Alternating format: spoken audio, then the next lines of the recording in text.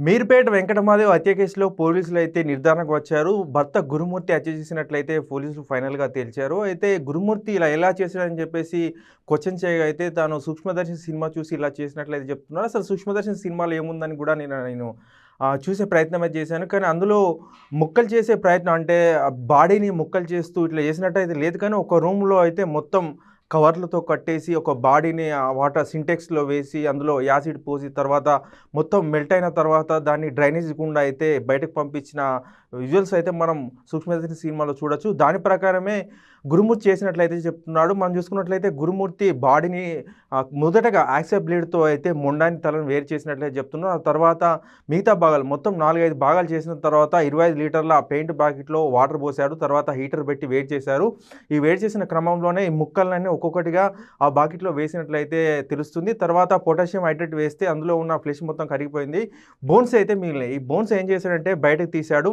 తర్వాత మిగిలిన ముక్కలు కూడా మరోసారి వాటర్‌లో హీటర్ పెట్టి మళ్ళీ అందులో వేశాడు. మళ్ళీ పొటాషియం హైడ్రేట్ వేశారు. మళ్ళీ బోన్స్ వచ్చాయి. ఆ బోన్స్‌ని కూడా బయటకు తీశాడు. వాళ్ళ ఇంట్లో కమర్షియల్ సిలిండర్ కూడా ఉంది. అలాగే పెద్ద స్టవ్ కూడా ఉంది. ఆ స్టవ్ పై కూడా బుక్కలను కాల్చాడనమాట. కాల్చిన తర్వాత అవి కొంచెం అంటే మనం మొదటగా వాటిని డైరెక్ట్ ఇనుపరాడుతో కొడితే అవి విరుగుతాయి కానీ పొడి కావు.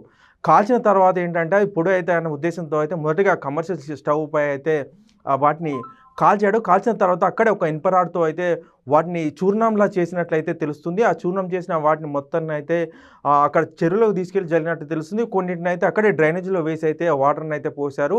దీంతో అయితే అతను హత్య చేసినట్లయితే ఫైనల్‌గా నిర్ధారణ అయింది. అయితే ప్రస్తుతం అయితే డీఎన్ఏ టెస్ట్ అయితే కొనసాగుతుంది. డీఎన్ఏ టెస్ట్‌లో అయితే పిల్లవి అంటే వెంకటమాధవి పిల్లలకు సంబంధించి ఇప్పటికే వాళ్ళ శాంపిల్ తీసి సేకరించారు. అలాగే ఆ ఇంట్లో దొరికిన శాంపిల్స్ కూడా డీఎన్ఏ టెస్ట్ చేశారు. ఇద్దరు డీఎన్ఏ మ్యాచ్ అయినట్టయితే అక్కడ చనిపోయింది వెంకటమాధవి అని నిర్ధారిస్తారు. ఫైనల్‌గా ఏంటంటే ఈ కేసులో అయితే ఇప్పటికి కూడా కొన్ని సాంకేతిక ఆధారాలు అయితే లభించలేదు.